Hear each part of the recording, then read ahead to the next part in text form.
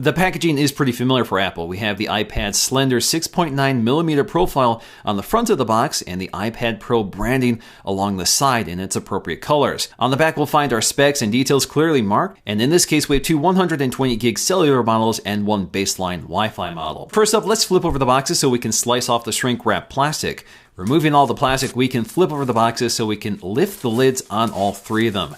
First up is Space Gray with its stealthy black bezel. Next up is Classic Silver with its bright white bezel. And following that, we have the Gold iPad Pro, which also sports a white bezel. Getting to the Space Gray model first, we can see that it's wrapped in a frosted plastic wrapper, like most Apple products launched this year. The iPad Pro feels very light for its size, and at 1.57 pounds, it's about as heavy as the original iPad, which certainly makes it much heavier than the iPad Air 2, which is a little less than a pound right now. Next up, in stark contrast to the Space Gray, we have the silver and white iPad Pro, also wrapped in frosted plastic. And as you can see, in this case, we have a cellular version, which has a white plastic trim piece at the top for radio transparencies. And lastly, we have the gold model, which will match my existing gold iPad Air 2 and iPad Mini 4, which we'll compare to in this video. This is also a cellular model with a white plastic trim piece at the top. Now, if we had a cellular version of the Space Gray iPad Pro, this piece would have been black instead of white. Accessories are the same for both, including a 12-watt power adapter, which is used to charge the iPad's large 38.5-watt battery, which should last 10 hours of normal use over Wi-Fi. The charger also has a removable wall adapter to add extension cables or international adapters. And of course, we need a lightning cable, so a USB Type-A to lightning cable comes included, which is nicely wrapped up. And lastly, we have a packet containing a SIM ejection tool, something you won't find included with the Wi-Fi models. Inside the packet, we'll also find a quick start guide to get them set up for the first time. Incidentally, the boot screen on the iPads match the bezel colors for each iPad. Now, like the other iPads, the iPad Pro does incorporate Touch ID, which works with Apple Pay. The setup is a familiar process, and you can skip this if you want and set it up later.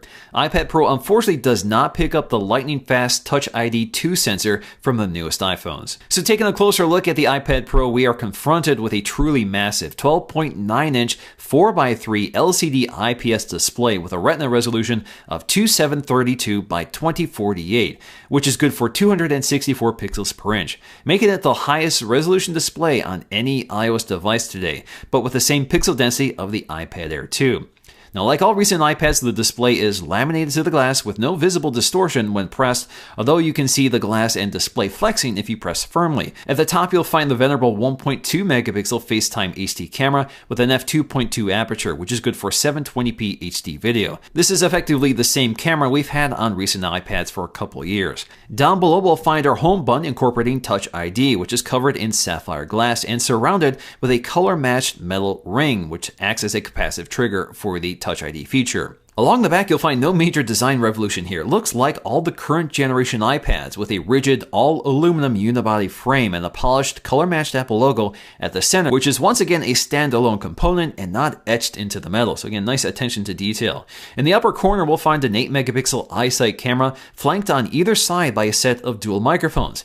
The camera is also the same one we've seen for a few years now and is good for 1080p HD video with autofocusing and software stabilization. Along the top edge, we'll find the power sleep wake button, and nearby we'll find a set of volume controls with a polished indent between them. At the opposite corner, we'll find a headphone jack with a color-matched insert. And at the bottom, we have a lightning connector, again with a color-matched insert and metal surround. On the cellular models, we'll find a nano SIM tray on the lower right side with an Apple SIM already included.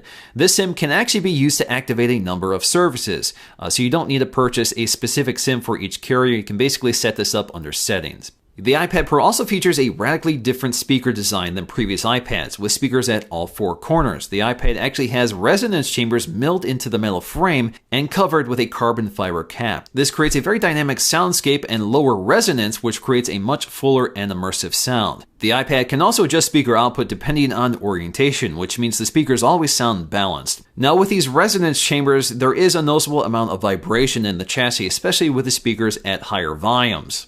And if you're holding the iPad in landscape orientation, this means your palms are near these speakers, which can distort the audio even with another set of speakers to compensate. Audio does sound really impressive, and it's certainly the best audio experience on any tablet today, but my only complaint is that audio sounds a bit distant or muffled and not as crisp and clear as a set of front-facing speakers. Also unique to the iPad Pro is a new Smart Connector, which is a set of pins integrated into the side of the iPad, which can provide a data and power connection to accessories, such as the official Apple keyboard case or third-party cases like this Logitech case. This means accessories don't need to provide their own power and no Bluetooth connection is needed. It's all powered by the iPad through this connection. This is particularly nice for backlit keyboards like this Logitech keyboard, which would otherwise have to be charged frequently in order to maintain that backlighting. In terms of specs, the iPad Pro is packing Apple's new A9X CPU, which is a dual-core processor clocked at around 2.25 GHz with 4 gigs of RAM. This leads to a very impressive Geekbench score, besting the single-core scores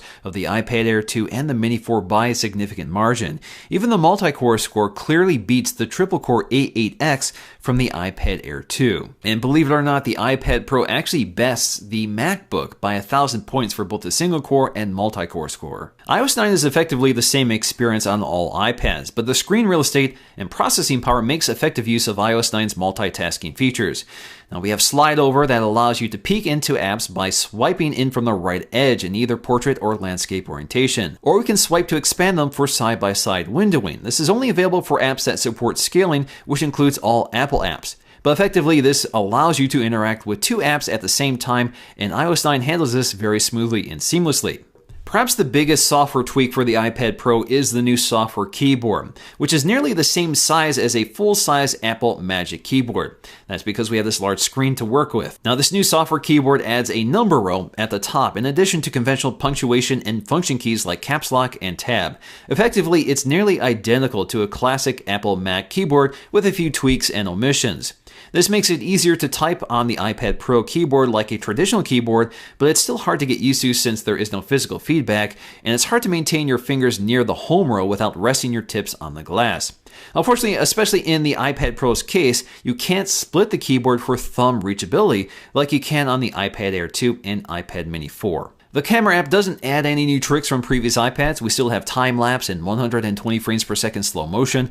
We also have video, which is still at 1080p with pretty good software stabilization, but no continuous autofocusing while recording. The still camera does have a burst mode, but no live photo feature like the new iPhone